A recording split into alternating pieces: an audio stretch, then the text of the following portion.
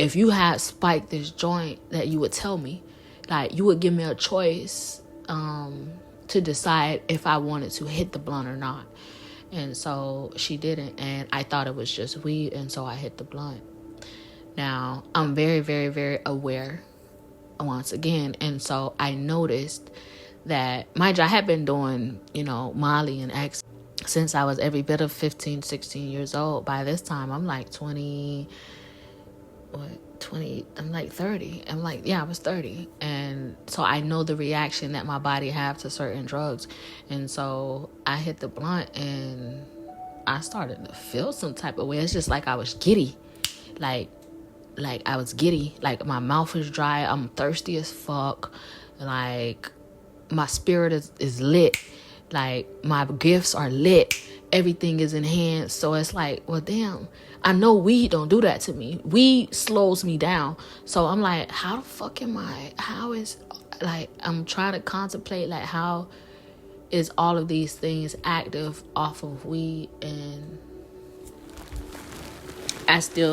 this is just something I'm thinking about. I didn't respond. I didn't like bring it up to her or nothing. It's something that I'm contemplating because I can feel the difference in my body.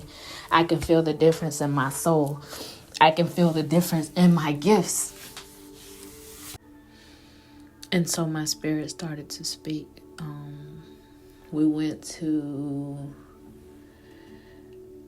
I don't know, it's like I started to talk to her about different things, about God and about my beliefs and about what I had been through. Now, mind you, I had started to speak with her. I was speaking to her out of my mouth, and I was also speaking to her with my spirit. It was like a fluctuation between both.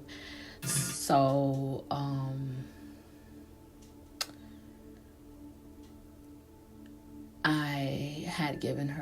my soul had given her a choice and then had wanted her to come with me. I don't know if she thought like she had power over me or she was going to have power over me because I was with her. I didn't have transportation. I was dependent on her or whatever, but I don't know if she had actually pulled in that city or what, but she took me to this gas station and I don't know, it was just weird. Like,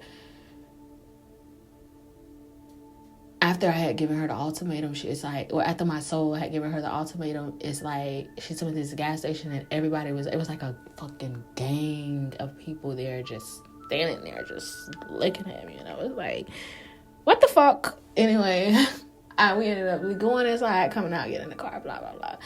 So the next day, we went to her job and we were sitting in the car. So after a couple days of being there, and with all of the funny acting shit, the things that she was saying, the music she was playing, the way her kids were acting with me, mind you, her kids always loved me. So the way that they were acting had become very weird. And so I had become rebellious against her.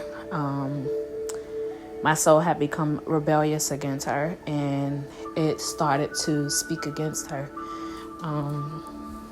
It was like, the next day we went to her job, it had started to speak. It started to say things like, she does not have power over me. She would never have power over me. Anybody that wants power over me is weak. If you follow her, you will follow her into the pits of hell. Mind you, I'm in the middle of fucking Family Dollar with my soul. I'm thinking, like, my soul is speaking this. And so as it's saying this, and I walk through Family Dollars, when I open the door and walk in, she comes rushing towards me. Mind you, I'm not saying any of this out of my mouth. My soul is saying this. This is me testing, And so I walk in and she comes rushing from the back, because as my soul is speaking, everybody in Family Dollar has stopped what they're doing and they're looking at me. They're listening to me. And so she comes rushing from the back and she walks up to me. She walks up damn near about to kiss me in the face. And she's like, what's up? And so I'm like, what's up? Because you know me, I'm on that. I always been on that. And so she walks up to me and she's like, damn near about to kiss me in the mouth. And she's like, what's up? So I'm like, what's up? When I say, what's up? And I size her ass like up and down. She backs down. She's she kind of tell between her legs. She's like, I'm just playing with you. And so, I just went on about my little way and walked outside and went back inside in the car. And everybody went on their merry little ways. Now, she comes out, get in the car with me. We start smoking the blunt. Now, this blunt here is laced worse than the other one was. And so, my senses starting to heighten again. But it's more to a irritated state, like a poison, I want to say. So I needed a break. I'm not gonna lie, I needed a break from that energy, and so I asked her to help me get a hotel. So because I was waiting for, what was I waiting for? I was waiting for some type of deposit. I don't know where it was from. I think it was from my 401k. I think I was taking some of it out. But she ended up helping me get a room, and I got a room at this hotel. Now, mind you, I had just got through smoking a blunt with her, and my body started to reject whatever was in that blunt. I don't know what it was, but if my body started to reject it, I started to vomit. I was vomiting for about 3 days.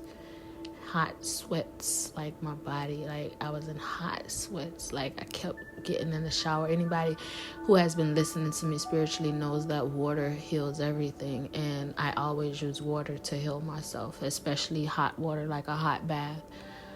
So I would sit in the tub and submerge myself in water and let the water heal me. I did that for 3 days. I vomited for 3 days. There was this van parked right outside of my window. I was on the 2nd floor, but the van was parked in the back of the building, right on the outside of the window, with this long ass antenna. It was just sitting there. But yeah, as my body was purging whatever the fuck that was that tried to fucking, I don't know what that was, but that shit was bad. It had me fucked all the way up for a couple days. And then eventually I ended up